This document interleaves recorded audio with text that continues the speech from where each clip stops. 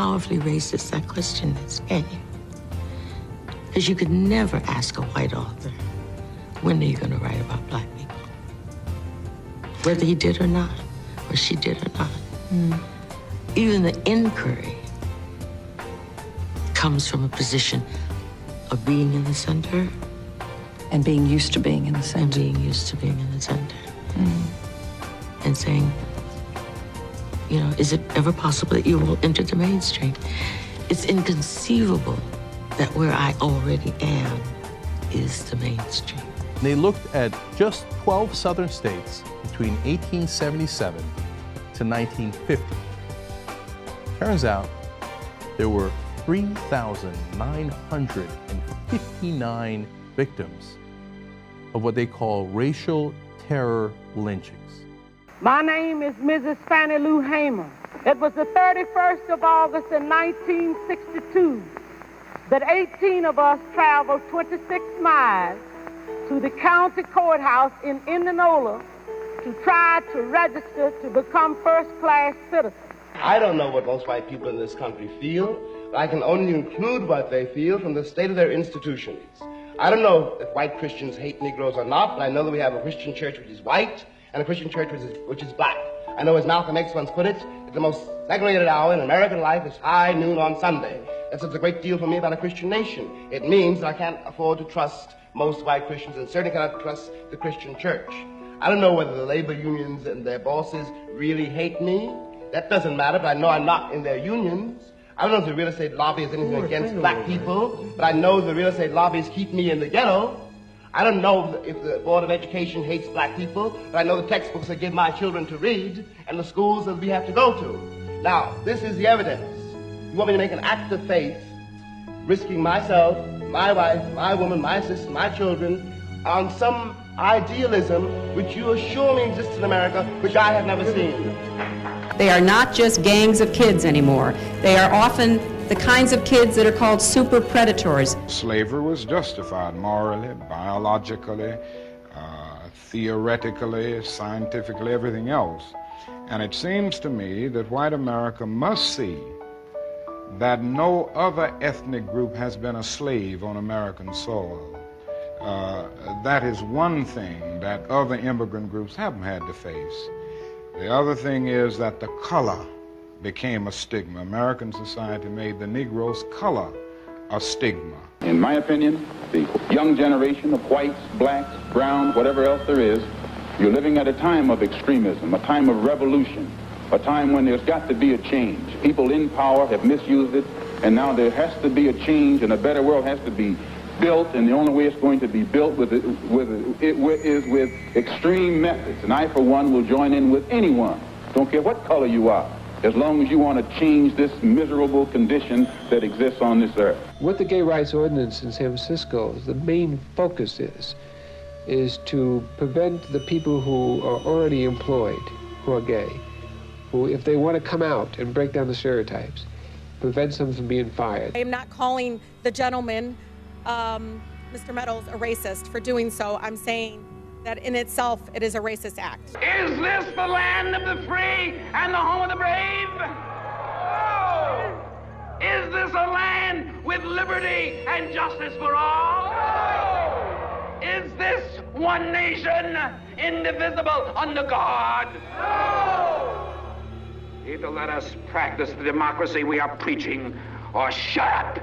Well, there's no single simple meaning of the term revolutionary. A revolutionary is a man or a woman who is a lot of things, but basically the revolutionary wants to change the nature of society in a way to promote a world where the needs and interests of the people are responded to. It doesn't take much to look on the local news every night and see how many black kids, black boys, black men are being killed with these stand your ground defenses that these people raise. Then they get off. I am a mother too, and I have a son. And I care as much for my son as y'all care for y'all's. But my son doesn't walk the same path as yours does. FBI Director J. Edgar Hoover today asserted that the Black Panthers represent the greatest internal threat to the nation. Every incident that have been tipped off in this country in the last 2 years up north have been tipped off by uniformed police. Now, I'm not saying the police is right or wrong. I'm saying when you have these incidents that's tipped off with this one symbol, then we should look into it and see what it is. When 22 million people, be they black or white, start hollering police brutality, then it's time to start listening to 22 million people and going in. A lot of people say, well, it's not police brutality. Police brutality is not when a cop necessarily knocks me upside the head. It's when a cop calls me nigger when he's making the arrest. It's when he handles me wrongly in every process of processing the arrest. This is a form of police brutality. America's not unique in its sins as a country. We're not unique in our evils.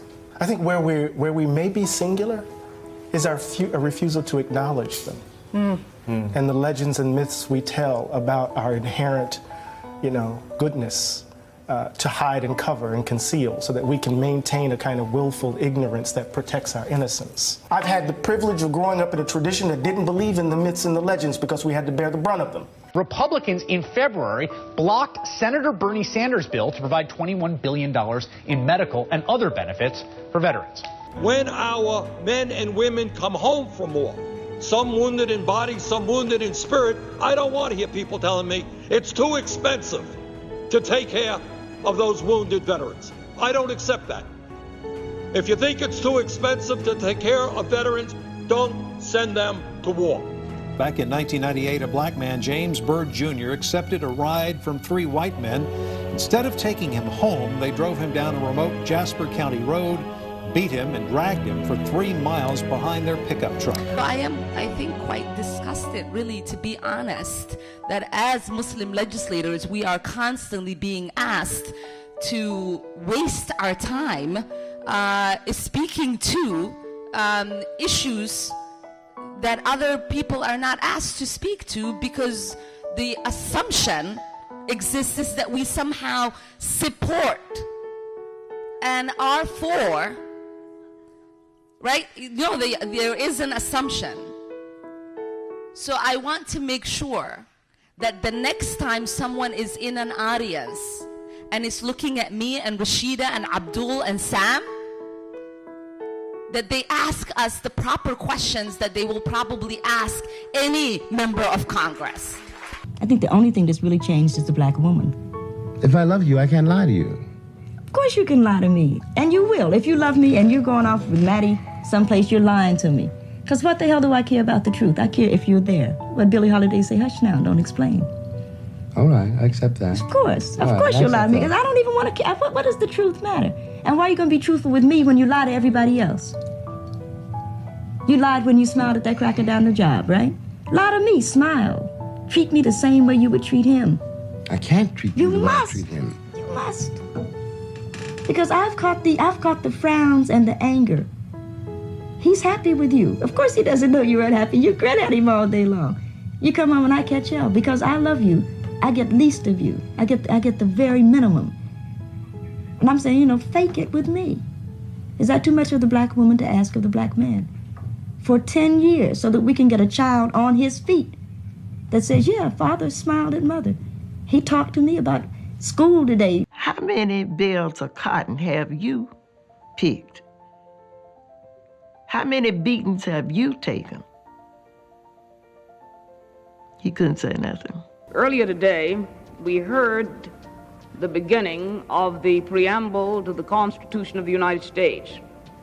We the people. It's a very eloquent beginning. But when that document was completed on the 17th of September in 1787, I was not included in that we the people. I felt somehow for many years that George Washington and Alexander Hamilton just left me out by mistake. But through the process of amendment, interpretation, and court decision, I have finally been included in we the people. A boy last week, he was 16 in San Francisco, told me on television. Thank God we got him to talk. Maybe somebody will start to listen. He said, I got no country, I've got no flag. Now he's only 16 years old. And I couldn't say you do. I don't have any evidence to prove that he does. They were tearing down his house. We're talking about human beings. There's not such a thing as a monolithic wall or, some abstraction called the Negro problem. These Negro boys and girls who at 16 and 17 don't believe the country means anything that it says, don't feel they have any place here on the basis of the performance of the entire country. Well, now, Jim... No, am I exaggerating? No, I certainly could not say that you're exaggerating. My name is Legacy Garner, the daughter of Drew Miller and my dad, Eric Garner. No justice, no peace.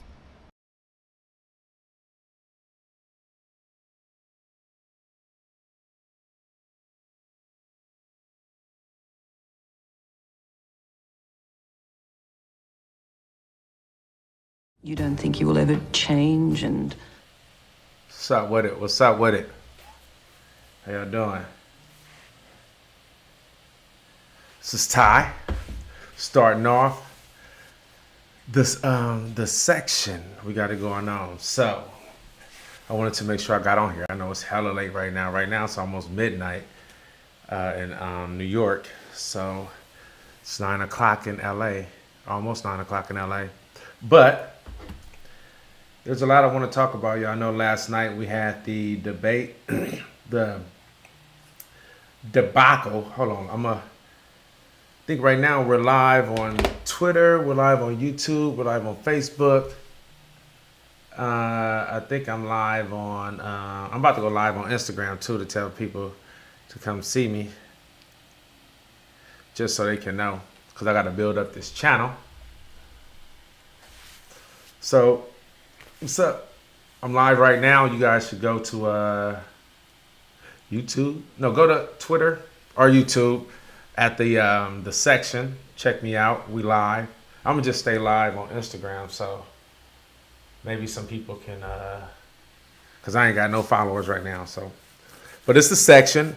I'm trying to start. As you guys know, I've been doing this for like 5 years now, just working in politics. So, obviously, I got a big mouth and I got a lot to say. So, I want to make sure that I can, say what I need to say, especially right now that we're going through a primary in the Democratic Party. And we got a whole lot of things going on, a whole lot of misconceptions, a whole lot of Monday quarterbacking or highlight reviewing type people. You know, the people that, hey, you guys on Instagram, go to Twitter, go to my Twitter or go to like YouTube. But if you go to YouTube to the section, you probably won't see it, but go to Facebook or YouTube, you'll be able to see me live right now. Right now, you probably can't hear me as much because the mic ain't connected. But if you go to Facebook or Twitter right now, go to my account, you'll be able to see it live. So check it out on Facebook or Twitter right now. Everybody that's on IG, go to Twitter or Facebook. If y'all can hear me, go to Twitter or Facebook, and y'all be able to see it look way better. But anyway, there's a lot of. I was on the phone this morning with my family, and we was praying. And me and my aunt, we always get into it over like politics and stuff like that. Cause she, she's unlike every other older black person. Ebony sent you a request. She sent me a request. Let me see. You tripping?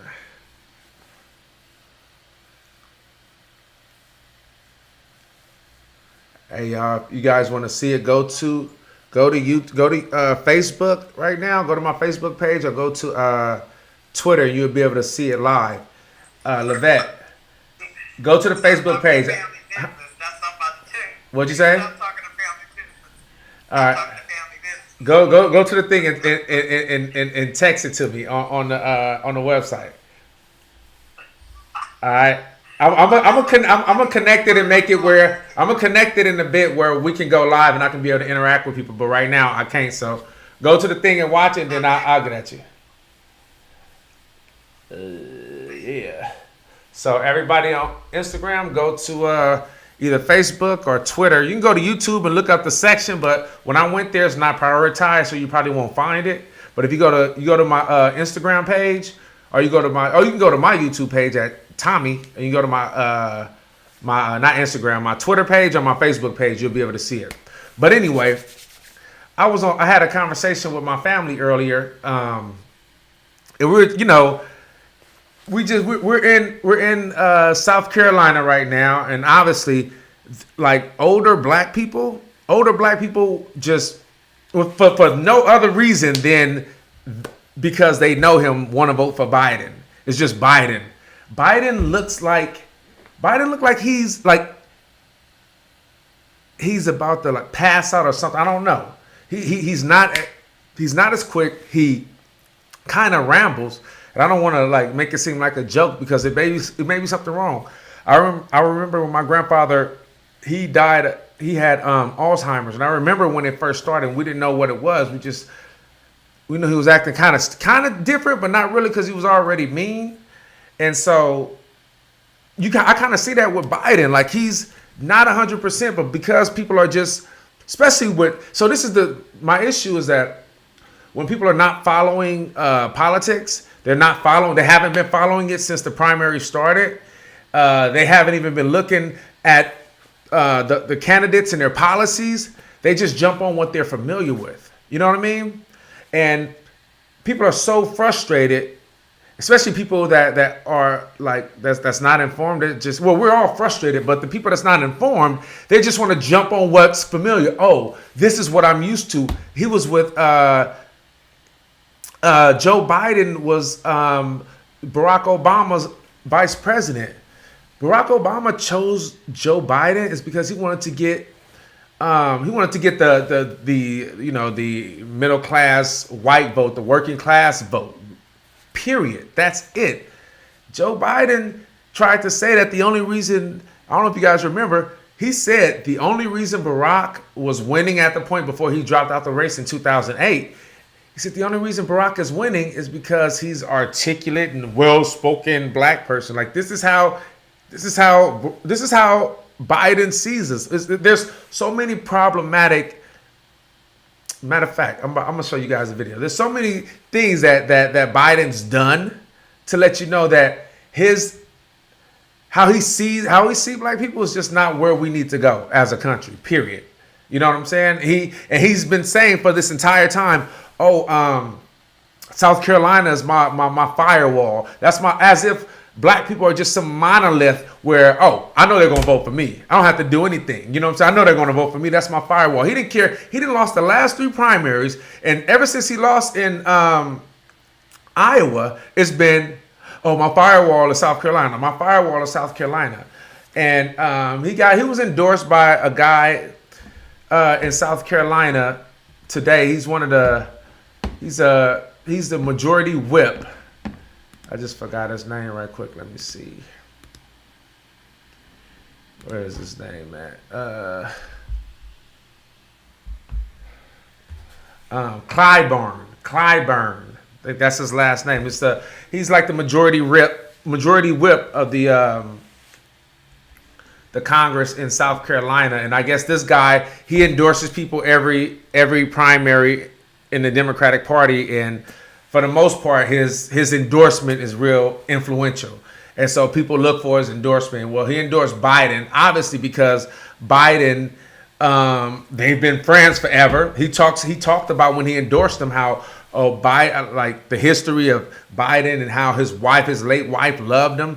And you can see out the gate, it's just something, this is my friend. I'm not voting for what I think is better for the country right now. I'm voting for this person because I know him, because I like him, because he's my friend, and I have some type of alliance to him, which is absurd, I think it's the reason why we have Trump right now. Everybody voting versus alliance, and people got tired of it. Then you got some guy that was lying and campaigning as a populist, said he's gonna do this. He's gonna empty out the swamp, and guess what? Everybody went for it because they're sick and tired of people just voting people in because they are part of the in crowd. You know what I'm saying? They're part of the team, and so, but I got me and my aunt. We always talk about politics, and she get upset. And I think right now, because she didn't think Bernie's gonna be where he is right now, and so I think she gets a little frustrated when we talk about it. But there's a reason why Bernie's where he is. You know what I'm saying? This is not something that Bernie's been on the ground since 2016. Tell me this: has it been any other candidate that once they lost a primary said, you know what, It's not about becoming president. It's about changing the laws in this country. Then go after big corporations like Amazon and Walmart and publicly shame them enough to make them raise their minimum wage to $15. Did it with Disney as well. Because it wasn't about him becoming president. You know what I'm saying? It was about him just having the notoriety to be able to influence change. And that's what he's been doing. He didn't stop just because in 2016, that's why everyone knows who Bernie is right now. Because after he lost in 2016, or after he was cheated out of the nomination through super delegates in 2016, he didn't say, okay, I'm done. No, he realized that he had a huge following, and he used that leverage to demand that these huge companies start to pay their workers not even a living wage, like $15. People can't survive off $15 an hour, but at least something so that they can, like a start, right? That they can feel like, at least I can try to work things out. And so now, and you know, I feel like if you look at the pundits, I want to show y'all some clips because I don't know if you guys saw the debates in South Carolina. To me, it was literally just, how would I say it?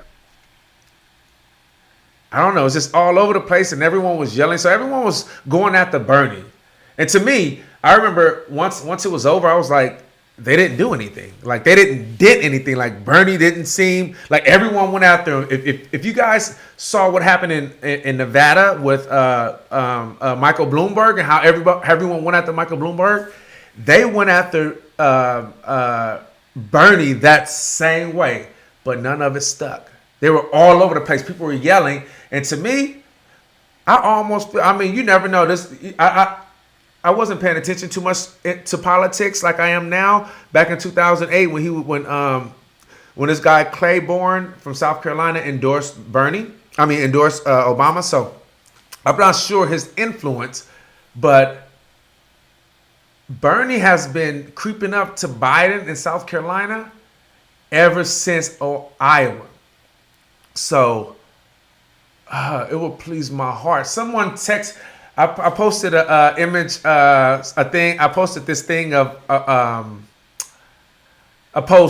the image of Bernie Sanders on IG, and someone responded, "It'll never happen." I said, the image was Bernie for South Carolina. It will never happen. Oh, how much it would please my soul, because I didn't respond. I was like, I don't even know who the person is. They don't have a picture of themselves. They just hide. You know, a lot of people ain't got no heart. They like to hide behind some random post. But I'm like, oh, how much it would please my heart. Please, Bernie, just win. Just win. Because if he wins, if Bernie wins South Carolina, guess what? Those moderate Democrats are going to have to start looking at somebody else because Biden is leaving. He's not getting no more. He's not getting enough money right now. Think about it. Super Tuesday's coming up. He hasn't campaigned in any other states. He has no commercials going on in California and any other Super Tuesday states, period. He's putting all his chips on South Carolina. And then I guess if he wins South Carolina, raising enough money to then, in the next 3 days before Super Tuesday, to start ramping up some what do you call it? Just visibility in those states. He's gonna use 3 days. We have all these other candidates that has money. Michael Bloomberg, obviously, because he's a billionaire, and Bernie Sanders. They've already been doing commercials and ads and everything in these Super Tuesday states. But it was crazy. You know, I've been watching CNN, and a lot of these pundits, a lot of the people that they have on, especially what is his name? A guy from South Carolina. He was in the state. He was in the state Congress. Bakari Sellers. That's his name. Bakari Sellers. He hates Bernie. He don't give Bernie no props. And if he the past couple of nights, he had to give him props because there's nothing he can say really. But he now he's trying to act like, well, that's not going to happen in South Carolina. South Carolina, we're different. We're different in South Carolina. okay, we're different in South Carolina. So let's see. I want to see how different we are in South Carolina. I'm looking forward to seeing how different we are in South Carolina. But every time they talk about it, and even like tonight, he tried to, they said some stuff, people were booing. They didn't touch Bernie Sanders. I'm going to just show y'all a little clip of what they're talking about. And this is the people. And by the way, bless CBS's heart. Bless CBS's heart. They had no control over that debate last night. They were just letting people just get out of pocket, get out of line, and just talk, and they couldn't say nothing. I guess they're not used to debates, But let's see what they have to say about it. Now, I think this is telling. So here, yeah. This morning, the Democrats in last night's CBS News debate held almost nothing back in their last confrontation before Saturday's South Carolina primary and next week's Super Tuesday. Candidates desperate to stop frontrunner Bernie Sanders' momentum took him on from start to finish. Medicare for all will lower health care costs in this country by $450 billion a year. The math does not add up. It adds up to 4 more years of Donald Trump. It doesn't show enough about how we're going to pay for it. I dug in, I did the work, and then Bernie's team trashed me for it. Former New York City Mayor Mike Bloomberg hit Sanders over intelligence claims that Russians are trying to help him in the election. Vladimir Putin thinks that Donald Trump should be president of the United States, and that's why Russia is helping you get elected, so you'll lose to him. Hey, Mr. Putin, if I'm president of the United States, trust me, you're not going to interfere in any more American elections. A CBS News poll taken after the debate shows 47% of viewers came away feeling nervous about the available candidates, while 42% were optimistic. 45% said they were impressed by Sanders' performance. That's the largest number for any candidate. Senior political analyst and 60 Minutes correspondent, that's John Dickerson, is here, along with CBS News political contributor. Pause that for a second. And Democrat. Let's see, let's pause that. Not really. And so these debates, while is that it was a diffuse. Last night's performance is a minute and 15. CBS News political contributor. 5% said they were impressed by Sanders' performance. That's the Look at largest that. number for any candidate. Let's pause that for a second. If y'all can hear me. Mic check. 45%. Do you guys see that? Tell me. You see that? 45%. This is after the debate. After the debate, when they're just yelling and everyone's on Sanders' head. 45%. You know why? Because it was cluttered. They had no focus. They don't know what they're going to do. Mind you, the entire politics of the Democratic Party today, what everyone's been campaigning on, obviously a lot of them have shifted since it started, but what they've been campaigning on has been everything that they were saying was radical in 2016 when he was running against Hillary. That's everyone's platform or some variation of it, period. When everyone first came out and said that they were running, everyone had damn near the same platform that Bernie had. Medicare for all, now everyone's shifted because they don't have any integrity. They're shifting to what they think people will want, not what they have in their heart. You know what I'm saying? Bernie's been having this for the past 30 years. Politics came to him. He didn't adjust for politics so people can jump on. Politics came to him. And that's why you see everybody else adjusting. But what happened is they don't have any integrity. They don't have any focus. So they're just trying to it's like throwing spaghetti on the wall to see what sticks. That's all that they're doing. And you see, none of it worked. What is it? Go back there again. One more time. Why is this thing not cutting? Ask for it to cut. Let's see.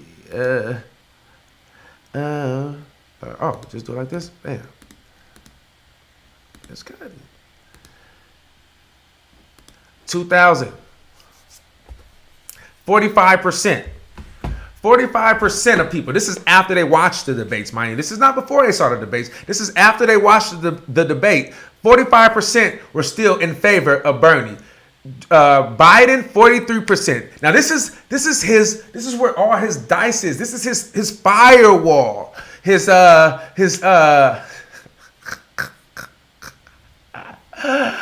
I ain't gonna try to play him. I was about to say his Negro firewall, because that's damn near how he acts.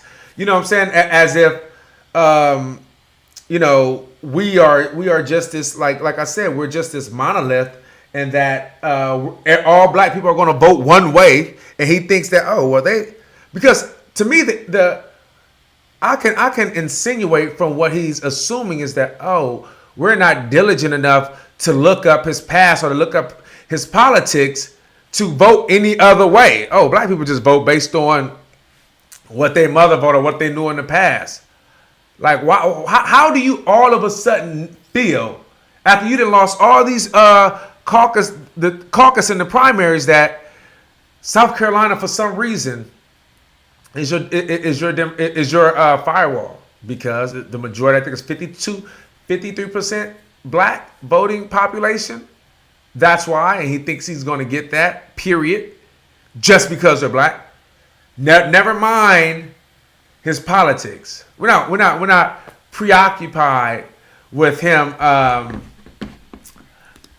with the crime bill. I'm gonna show y'all this video I did because I think this is funny. Let me see if I can get it. It's a video I did some time ago with Bernie Sanders. More. Let's go here. A video with Bernie Sanders. Let me get up out of it. Let me get back on me. My bad. This video I did with Bernie Sanders. Let me see. Who is this? Oh, you trying to play me? Let me see. So, this is a video I did with Joe Biden. My bad. This is when Joe Biden, for some reason, when he likes to laugh at a lot of things. You know what I'm saying? He thinks if you question him on race, it's like, what? He think that's funny because I'm not. It's nothing about me that's racist. How could you possibly say so? I did this little kind of mock video of him because at one time in the comments, let's see. Okay, here you go. This is during the earlier debates. A lot of you guys that probably hadn't seen the earlier debates when he was in Detroit. We went out there to cover that. And so I'm gonna show y'all this right quick. Let's see. And when he was in Detroit, so I made this little edit of this because this is how he feels. So y'all can really see. This is coming out of his mouth. You know what I'm saying? This is all him. So regardless of what he tell you, this is him right here. Period. Let's see. As you stand here tonight, what responsibility do you think that Americans need to take to repair the legacy of slavery in our country? I don't care why someone is a malefactor in society. I don't care why someone is antisocial. We have an obligation to... Just to pause for a second. What you're seeing right here is when he was campaigning for the... I'm sorry. What you're seeing right here is when he was campaigning to get the crime bill passed in '94. So that's him on the floor, on the Senate floor, arguing to pass the crime bill. So I just want to give you a little context. You guys can look that up as well so you can know.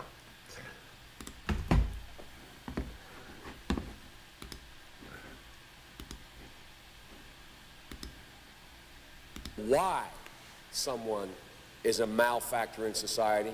I don't care why someone is antisocial. We have an obligation to cordon them off from the rest of society, try to help them, try to change their behavior, but they are in jail. Away from my mother, your husband, our families. Word. I mean, you got the first sort of mainstream African American who is articulate and bright and clean.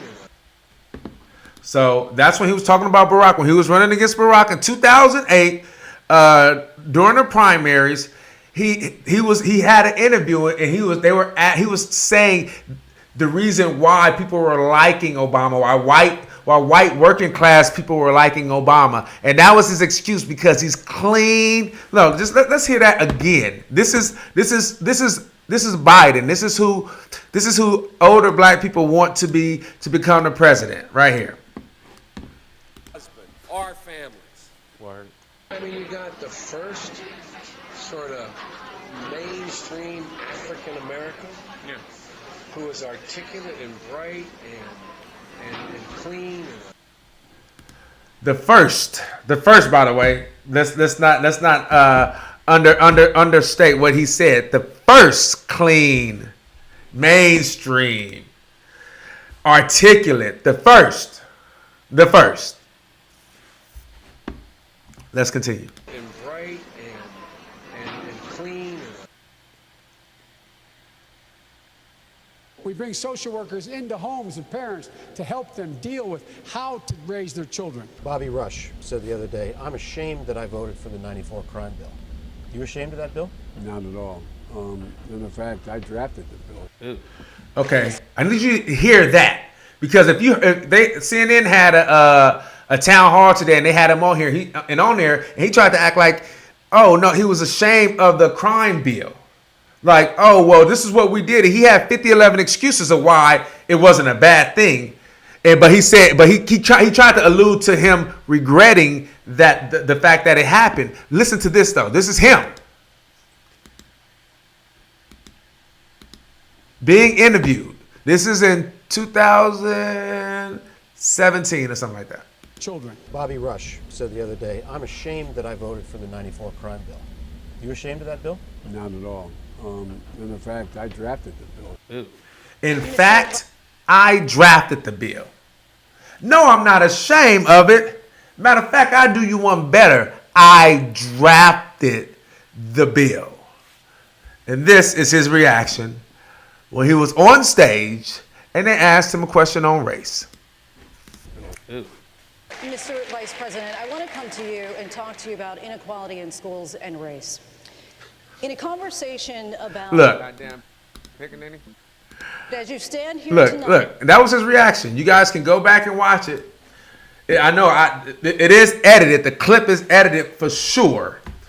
But all that, none of it's taken out of context at all. Go ahead and watch it. You'll see none of it's taken out of context. I edited to make it short, but all those things are they're in its actual context if you see it.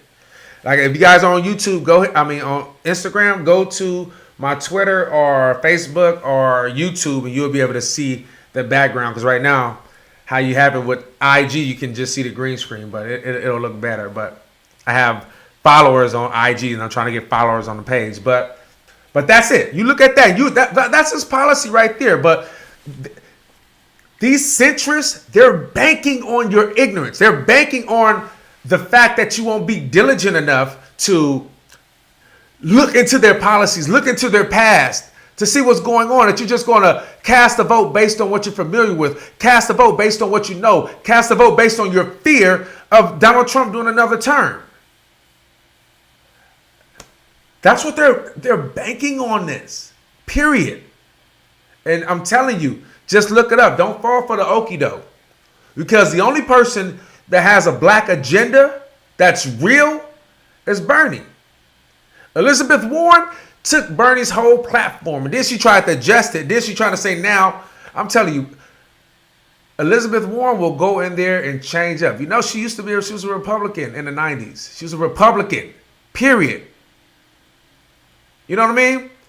She tried to say that she was Native American. I don't know if you guys remember when her and Donald Trump went head to head and she was like, no, I'm Native American and this and that. And he was like, no, you're not. And so she did a DNA test and no, she's not, obviously. But anyway, during Standing Rock, when all those people were getting bombed and the fire hose was being sprayed on them during Standing Rock, she didn't say anything. You don't have to be Native American to say anything. Right is right, is wrong is wrong. It looked like it was the 1960s over there.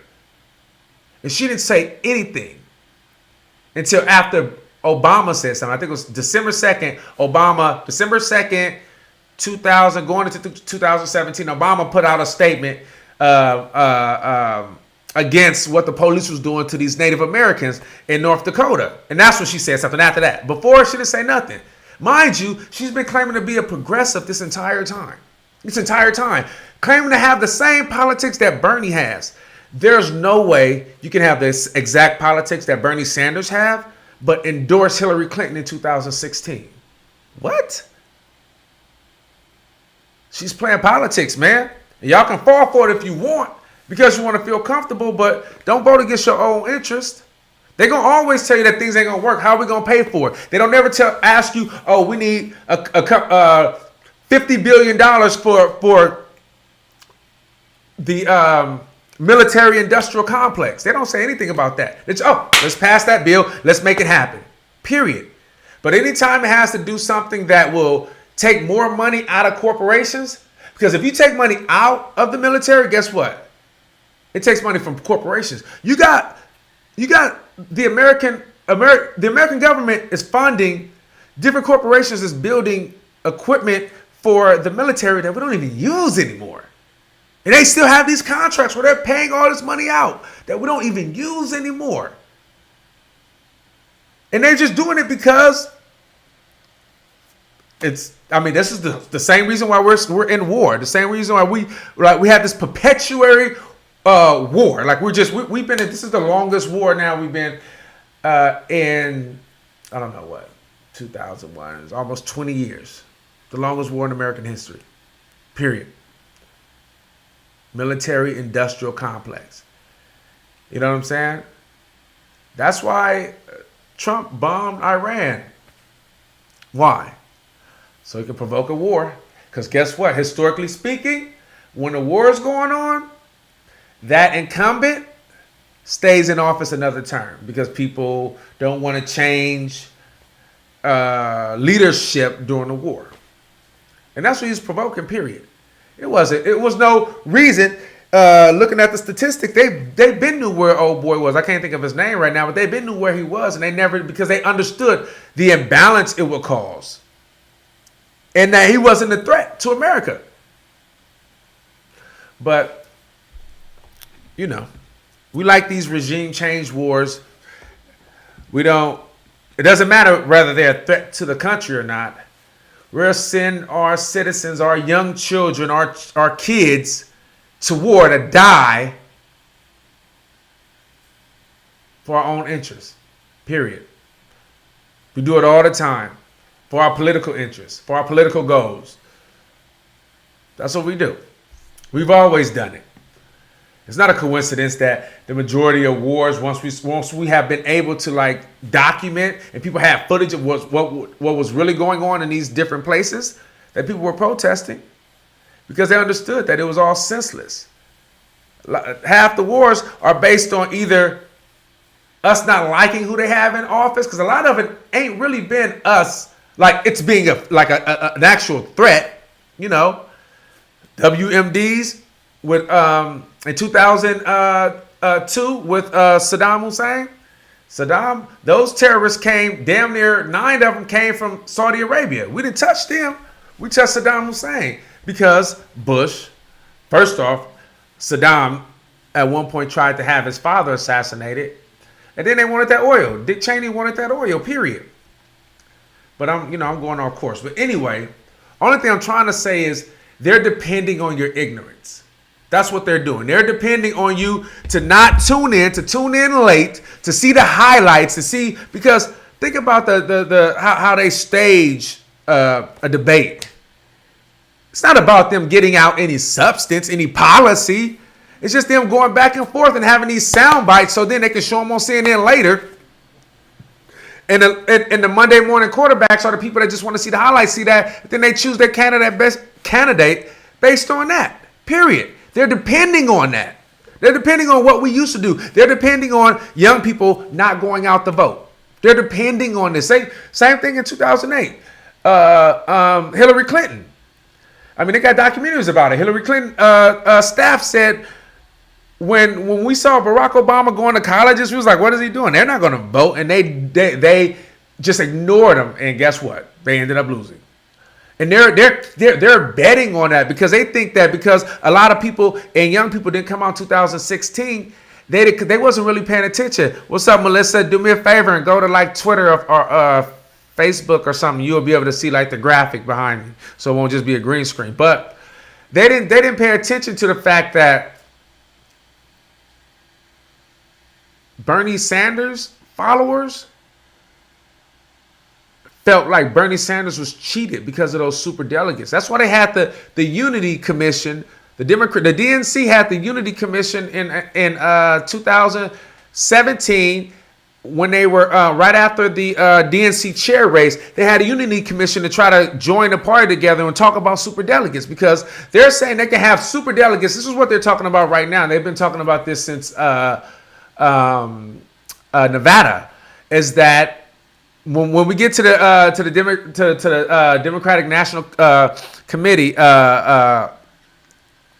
that if no one has, the majority of delegates to be able to get the nomination, then are they going to give it to the person that has the most delegates? Or are they just going to keep them and then go through like super delegates? Because what super delegates are, it eliminates. So it's almost like, how do you do it? It's almost like a caucus. So a caucus is like you have a first, second, and third vote. You have your first person. Okay, if they don't get it, then who's your second person?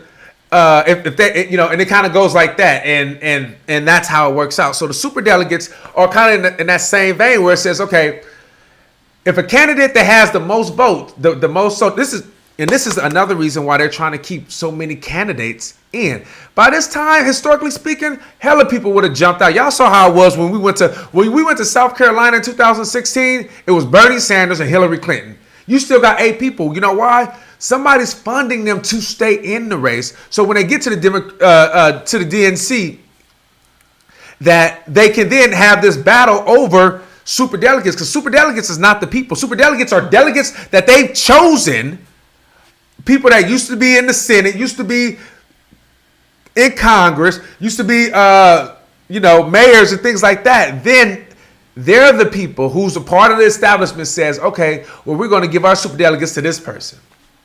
They're betting on this. Unless Bernie gets the delegates outright, it's going to be a huge. And what's crazy is they're going to F themselves, because I guarantee if they pull that S off, I'm not voting for none of them. And I guarantee everybody else that's pulling for Bernie ain't gonna vote for none of them, because that's out of pocket. That's not giving the people who they voted for. That's giving them who you want to win, and that's what super delegates about. Republicans don't even have super delegates. That shit is unconstitutional. Because if a person don't have all the delegates they have, even if they have the majority, but obviously it'll be harder for a person to have all the delegates when you have 8 people that's still on the ticket, right? But so you go into the DNC, and now they don't have all the delegates. Now you're splitting them up. So now we say, okay, so the super delegates get to choose. So what that means is we take all the votes from the people that we've been campaigning for in these primaries throughout all these months, don't matter no more. Now we have a committee of super delegates that can choose and say, okay, we want this person. That's what super delegates are. That shit is illegal. It should be illegal. It's completely undemocratic, if that's what we are. But what's up, y'all? Do me a favor. Go to like my Facebook or my Twitter or my YouTube. Y'all be able to see the graphic and everything right now. I'm just trying to get people to go to that page on IG if y'all there. I want to show y'all another. I kind of jumped into this, but there's a couple things I want to talk about, y'all. If y'all know, we had another mass shooting today. I'm gonna get to it in a minute, but in Milwaukee there was another mass shooting today. But I want to get to so they interviewed Bernie, and this is, I kind of want y'all to see this. We'll watch it together and then talk about it, because I think it's interesting. Hey,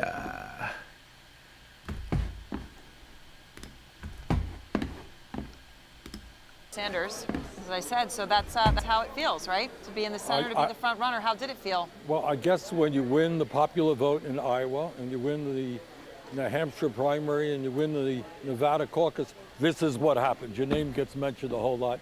You get attacked a whole lot, but that's fine. We're feeling great, and I think we have the real momentum to win here in South Carolina and pull off a major upset and do very well on Super Tuesday. So let me ask you about some of these attacks. It started right off the bat. Yeah. Okay, Vladimir Putin came up, and it started. Let me just play one of the first exchanges here, Senator. I think that Donald Trump thinks it would be better if he's president. I do not think so. Vladimir Putin thinks that Donald Trump should be president of the United States, and that's why Russia is helping you get elected, so Mr. you'll lose to Bloomberg. him.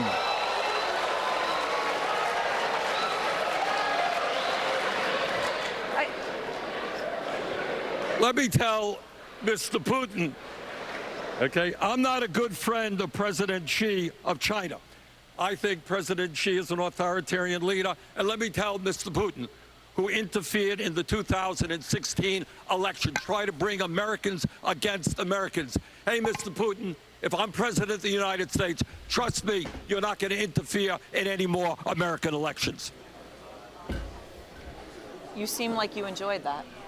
Well, look, you got a situation where what the Russians did in 2016 is very, very serious stuff. We pride ourselves. What are we as a nation? If we don't have democracy, if we don't have the right to cast ballots that are secure, if we're not living in a free country. And Putin, not only in the United States, by the way, but all over Western Europe, is trying to disrupt democracy. He's an autocrat. He doesn't believe in democracy. He's trying to divide our people up in very, very ugly ways. That is an enormously serious attack against the American people. As President of the United States, that will end. Russia will not interfere in our elections. The overall tone of what you say were attacks on you were not just about you because they want to be the front runner, not you.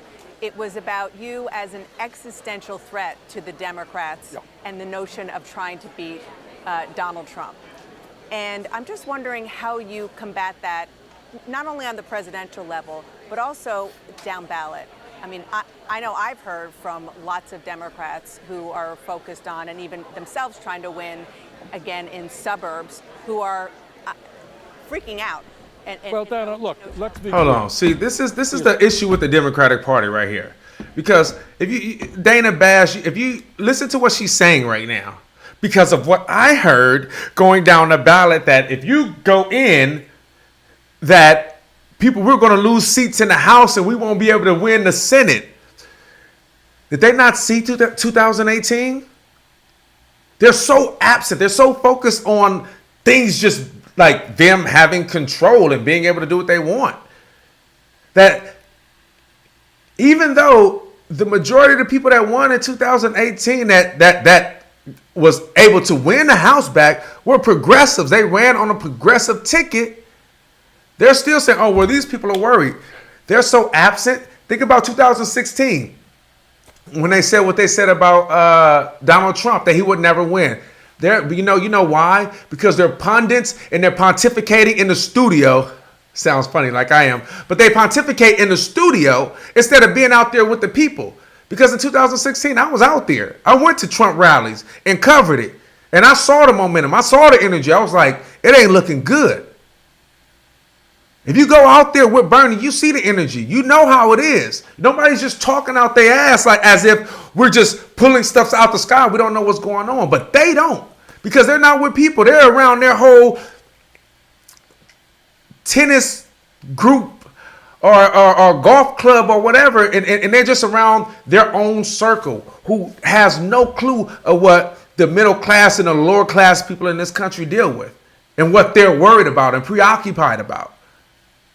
Because they're in the studio living nice and they're just saying, oh, what are the people that I know? Come on now.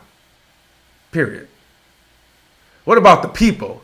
F the people you know in the Senate. Obviously, they ain't doing nothing. They ain't never been doing nothing. And they definitely ain't doing the will of their constituents. Let's continue.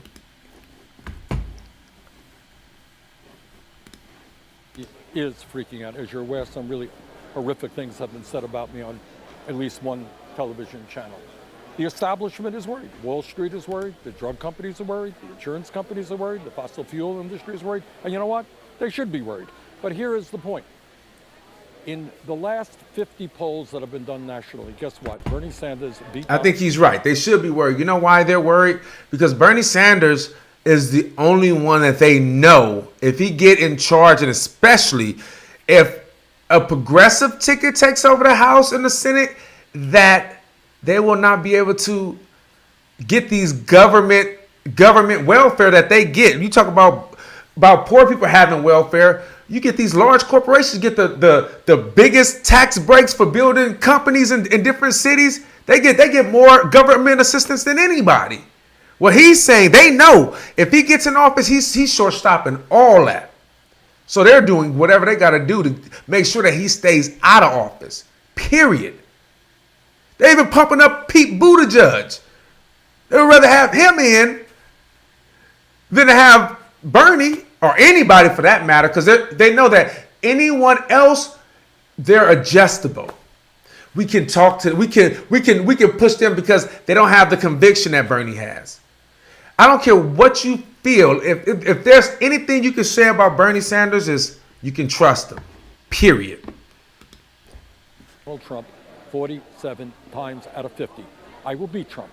In battleground states like Michigan, Pennsylvania, and Wisconsin, just look at the polling this last weekend. I beat Trump.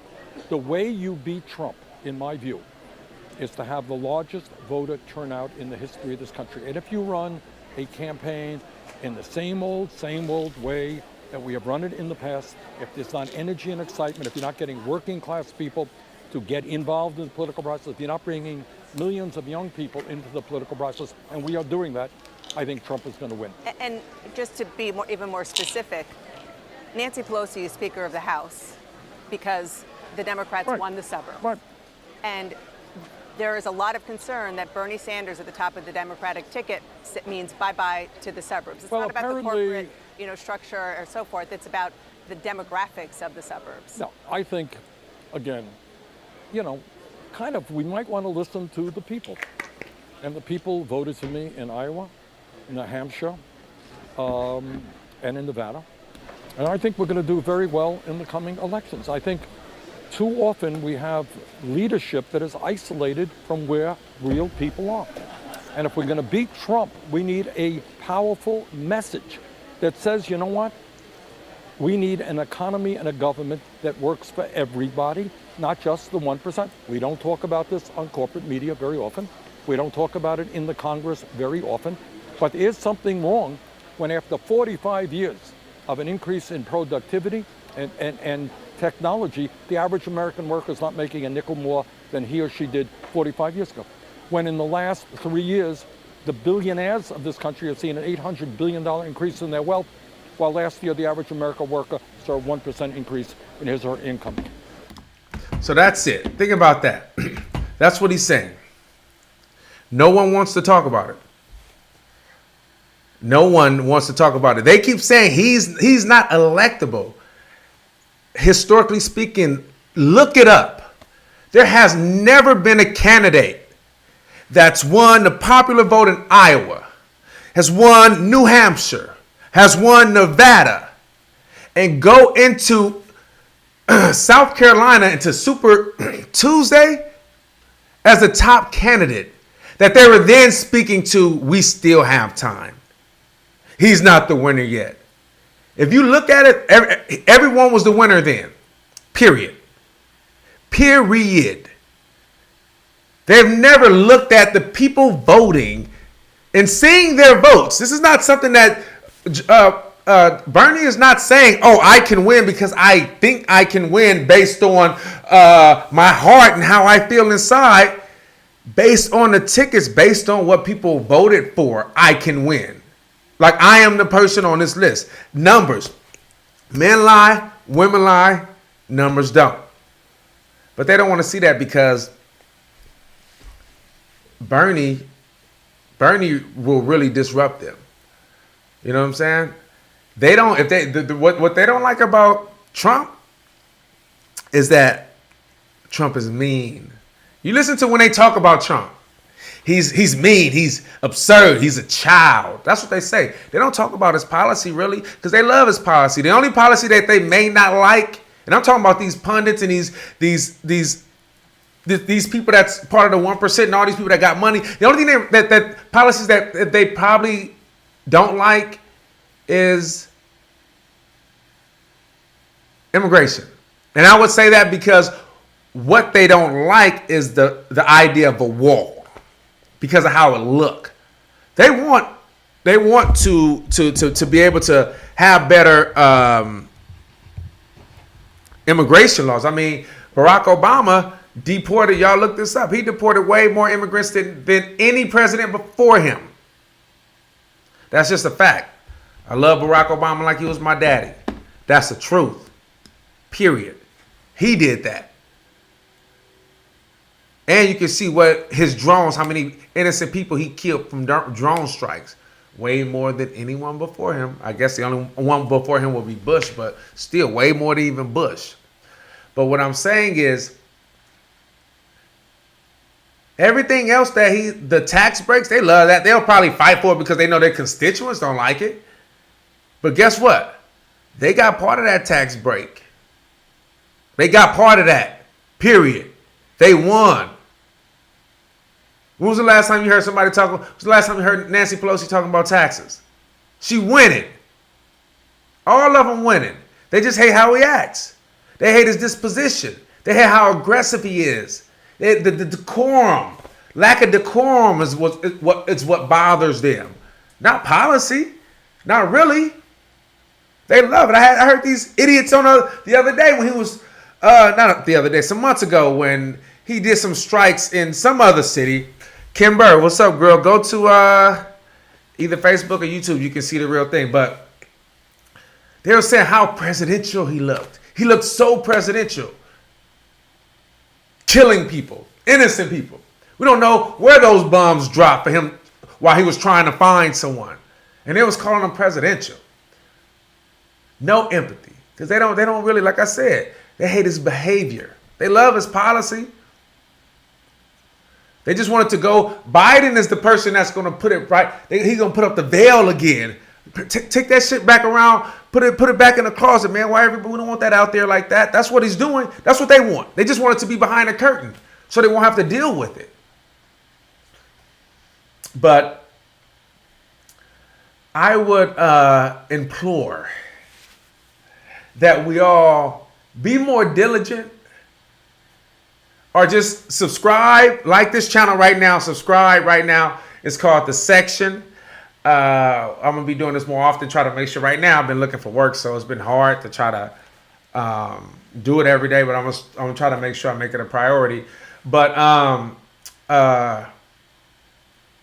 subscribe, like this page, subscribe on YouTube, subscribe on Facebook, subscribe on Twitter.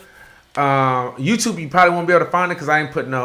I didn't optimize the page. So if you look for the section, you probably won't see it. But if you go to my Twitter page, you'll see it. You go to my Facebook page, you'll see it. And subscribe so you know I can build up some followings. And so, but. I'm gonna be doing this throughout the entire. I mean, I'm gonna do it every day, but the section is it's a progressive voice, and from a black perspective, and from a progressive perspective, you know what I'm saying, and having y'all really understand, because I think, like I said, I think they depend on your ignorance. That's what they're depending on. I don't mean ignorance in the sense of how. Street, you ignorant type shit, nigga. I ain't talking about that. I'm just talking about your lack of knowledge. They understand that a lot of people, they even were saying in the town hall today that, a lot of people, South Carolina was the first time that they tuned in. Think about that. They already had three debates just in the primaries. They had 10 debates already. They had 3 debates just in the primaries. They had 2 caucuses in the primary. And all of us, and they still know that a lot of people haven't, so they're betting on your ignorance, and so that's why it was an uproar, and they were just having these shouting matches yesterday is because they're just trying to get sound bites. So the people that don't know much about the candidates can look at one, or based on what they heard from somebody, this is who I'm going for, they can go for that. That's what they're counting on. They don't want you to look at their policy and then see when they were lying. Because the only thing you got to do is look. You look at their platform, and this is what we're gonna provide here as well. Is like dissecting their platform so you can see the things that they lie about when they're on stage, because they lie a lot, because they know a lot of people they just aren't as diligent. You know, people got things to do. People worried about paying their rent. They aren't as diligent to look and see, oh, this person saying he stand for that. Why you on? But then you look at their platform, they don't. It's just a complete lie. So that's what I want to try to provide and have for you guys while we're here. On the section. The section is going to be a lot of, I don't want to say a lot of different things, but it'll be set up where I'm going to be able to like Skype people in, have people talk like live, or we're talking right now, having a discussion, doing a whole lot of stuff that I've been doing, but just for myself, like right now. So right now I'm doing this, but it's just me. So we're talking about me editing, me doing all this. And so it's a lot when it's just you. It's the difference when you have one person in front of the camera, one person doing this, but I'm going to try to knock it out and be more consistent so y'all can know, okay, Ty's going to come on. Y'all be looking for me and trying to prepare more. Right now it's just been, as you guys know, I just moved out. So I'm in New York. It's been like a couple months now. And so I'm just trying to like get cemented, you know what I'm saying? I miss LA for real. I miss my family, I miss my friends, I miss everybody. But you know what I'm saying? It's just something that gotta be done. But yes, it's called The Section. And so I want you guys to feel me and follow me. And I'm in New York now, so I'll be here, and I'm gonna try to come on for sure every day. Hopefully I got an interview tomorrow. But starting next week for sure, it's going to be every day, especially now because we're about to go into Super Tuesday. And I think that we definitely need, we got good progressive voices, the Young Turks, Status Quo, Aggressive Progressives, Jimmy Doris, a lot of people that has a good progressive voice. But, you know, I got some shit I want to say as well. So I want to make sure that I'm out, because I like to yell. I got an opinion. And I'm, like we're going to have people, we're going to be inviting people on. Everybody that's on IG, y'all can go to like, right now I just have my IG on so y'all can know I'm live. But if you go to like Facebook or Twitter to my page, and you'll see that we live. I got a graphic and stuff behind me. You can't see it with that. It's just a green screen. But if you go there, you'll be able to see it, and subscribe to the page, like the page.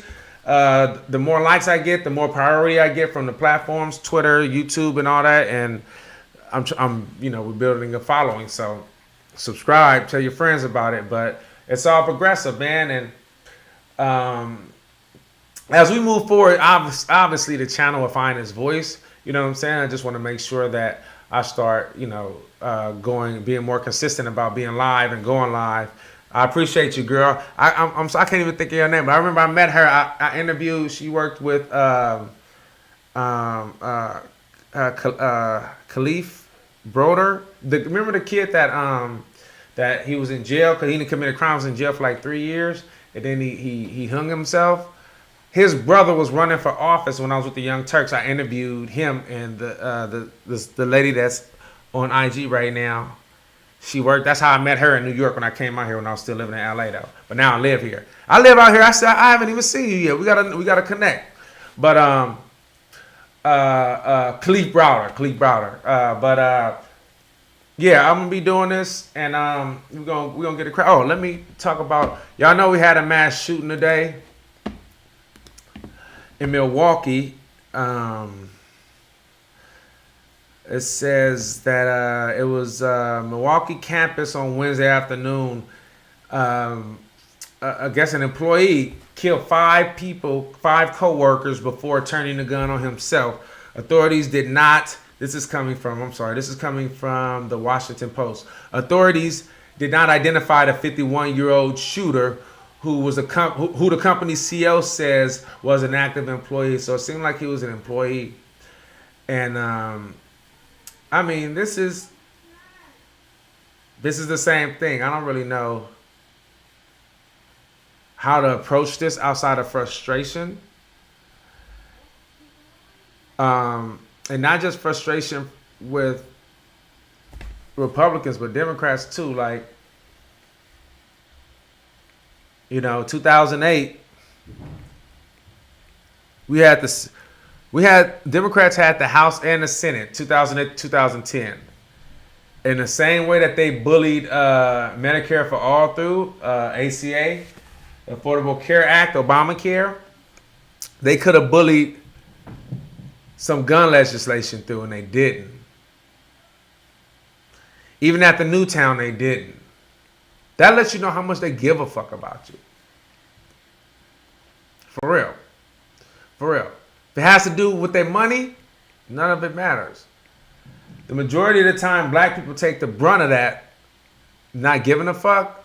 But if it's a white person that happened to be in that group, guess what? You're going to feel it too. Because it's about their bottom line.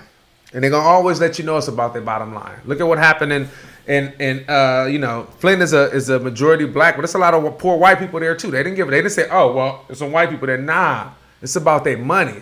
They just exploit black communities first. That's all. But you start to look at certain things. Look at gasoline. Look at the fracking. What's going on there? The majority of those people in Pennsylvania are white. They turn on their water. They can light their water up because the fracking, the quote unquote natural gas have seeped through the fresh water, and now they gotta get waters and have them put in barrels because they can't even use that water because it has chemicals, flammable stuff. Like literally, you watch. It was a documentary called Gasland, and they show how you can light. People were able to light their sinks on fire, like light the water because it has so many chemicals in it. You know what I'm saying? So they're not really preoccupied with how you feel about what they're doing. They're gonna do it. They're gonna do them because it's all about their money. They're gonna get their money. Just know that. But yeah. So we got through this. Just to close, the Democrats are betting on they're betting on Biden to win South Carolina. My heart wants him to lose. And like I said, he got some backing by Claiborne, he's the majority whip, and he's a real influential voice in the Congress there. He did a real emotional speech this morning. I would say that. I watched it, and it was emotional. He was really trying to call to arms. But that, to me, that'll only resonate with people, with older people, maybe some people that's in their 40s, probably, that's from South Carolina. But it's not resonating with regular people. I mean, regular people, younger people is what I mean. Y'all can check this out. Check it out. You'll see what I'm talking about. I want y'all to hear some of his. It was heartfelt. He tried to manipulate your feelings. That's what he's trying to do. He manipulated mine. I was like, ooh, that was a good speech. I was next door at the Nance breakfast, and they have established an award in my wife's name, my late wife, and they decided that I should be the first recipient of that award. We met on South Carolina State's campus come March 15th, 60 years ago. I'll always remember that day because that was the first day that I was arrested. And I met her in jail on that day. We often talked about the leadership of this country. And there's nobody who Emily loved as a leader in this country more than she loved Joe Biden. And we talked about Joe all the time. So we're going to have more in just a second, but I guess we're not too surprised that the endorsement is coming. It had been previewed this week, and it didn't seem, even going back months. So, you see how emotional it got, his late wife? But it was a heartfelt speech. I ain't going to take that from him. I think it was genuine. He seemed like a genuine guy. I saw him for the first time last week, and I felt he was genuine. I appreciate him. I ain't going to take nothing from that just because he didn't endorse Bernie. But what I will say is if you listen to the speech, he talked more about he and Biden's friendship as it relates to someone that we should trust. So what essentially he's saying, trust me. Trust my relationship with him. And I mean, I hear you, but there's a lot of people that say, Trump ain't a racist. I know Trump. My relationship with him, what is your relationship got to do with how you make everybody else feel? So, but we'll see. On Saturday, we got the votes coming, and my heart. I would just love it. But it's going to happen because he got, and even, it doesn't, if Biden were to win, if he doesn't win by a large majority, his donors, because he has millionaire donors, he don't have a ground game like Bernie. He ain't going to have nobody saying, nah, they're going to just be like, I'll let Michael Bloomberg work it out. Or I'll put money behind Pete Buttigieg, who I think is hella fake, just fake. We interviewed him. He ran for the DNC chair. I don't know if y'all know. I followed that entire campaign, that entire race from city to city. I'll show y'all. And I don't know. He don't stand for nothing. I'm talking about policy. If you saw how his stance when he first got in, going for Medicare for all, when he first got into the presidential race, to now when he adjusted and just did it that means you stand for nothing, man. And that's where he is. He just, to me, he seems disingenuous. And a couple of times when you hear him speak, it was like, why that cadence sound familiar? Like he took Obama's speech or something. Look at him and listen to his speeches. Listen to how he's saying it, how he's delivering it. You like, I don't know, bro. Like you out here acting real familiar. But y'all check it out though. But he got a lot of problems with him firing the first black police chief in Indiana. He got a lot of issues in this city as a mayor with black people. And since I'm just starting my pay, I'm gonna explore some of that stuff so you can really get an understanding of who he is in his history, because his history matters. We're talking about the president. We're talking about the next 4 years. And somebody that's going to do the same thing that always do, lie to us to get our vote and then do whatever they're going to do. You know what I mean? Because anybody can talk. All you got to do is know what to say. If you know what to say and you know how to give a speech, you definitely going to deliver it right. And it's going to seem heartfelt. But F that. We got evidence to show when you was in that same situation with the black people where you from and how you handled that situation. So look at people's actions, not what they saying, because they betting on you guys to just look at those highlights and those clips and those sound bites. So I'm gonna head out because it's 1 o'clock right now in New York, and we're gonna build this audience up though. I think I had like 3 or 4 people. I appreciate y'all.